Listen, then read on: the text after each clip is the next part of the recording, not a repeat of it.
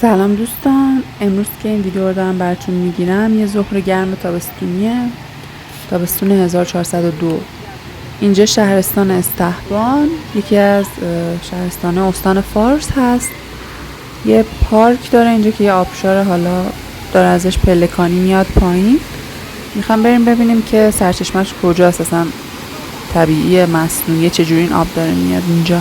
پس تا آخر ویدیو رو با هم همراه باشید. لایک و سابسکرایب هم یادتون نره، ممنونم ازتون.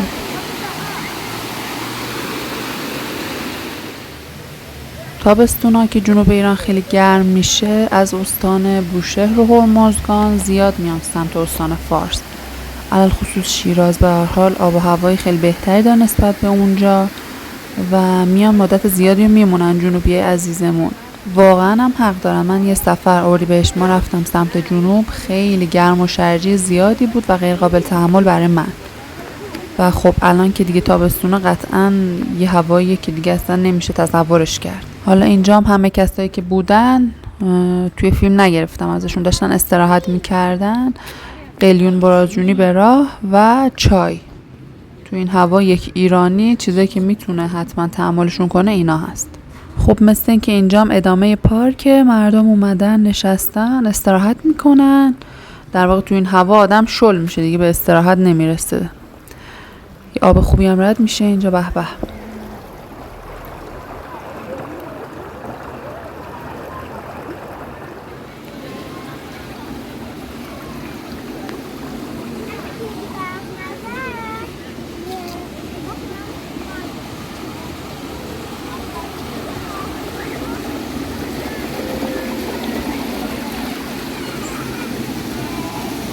یه آبشار کوچولوی باریک هم داره از اینجا میاد. حالا اسمشو نمیدونم آبشار میشه گذاشت یا نه، ولی این خودش هنوز ادامه داره.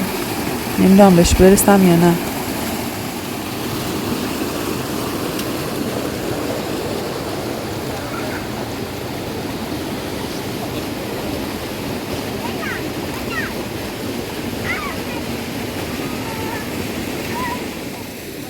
تا قبل اینجا همه چی تابستون بود. نمیدونم چرا یهو منظره پاییزی شد، هوا اینجا خنک‌تر شد. اصلا یهو وسط تابستون رفتم تو حال هوای پاییزی. یکم برم رو برگا قدم بزنم، خشخش کنه یکم.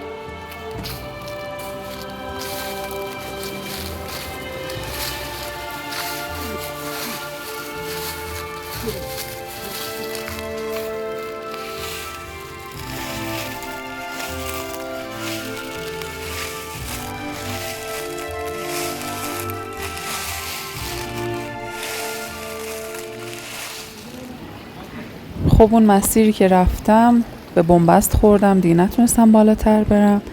مسیر اصلیش که برسیم به سرچشمه خیلی اونورتر، یعنی دور باید برگردم از این مسیر دیگه برم.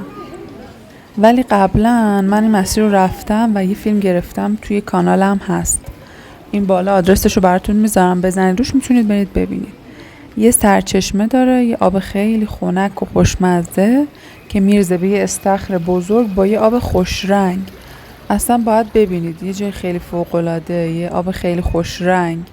ویدیوش حتما برید ببینید، براتون اونجا ولاگشو گذاشتم، خیلی قشنگه.